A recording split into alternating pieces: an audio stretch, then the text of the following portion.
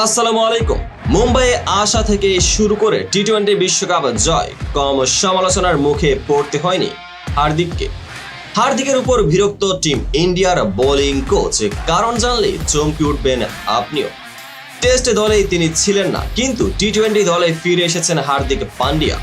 রবিবার থেকে শুরু হবে ভারত বাংলাদেশের টি-20 সিরিজ। তার আগেই গোয়ালিয়রে অনুশীলনের প্রথম দিন হার্দিক পান্ডিয়ার বোলিংয়ে একেবারেই খুশি হতে পারলেন না টিম ইন্ডিয়ার নতুন বোলিং কোচ মর্নি মর্কেল। জানা গেছে বোলিং অনুশীলন করছিলেন হার্দিক, নেটের পাশেই দাঁড়িয়ে যা দেখছিল মর্কেল, কিন্তু বোলিং এর সময় হার্দিকের অ্যাপ্রোচ একেবারেই খুশি করেনি মর্কেলকে।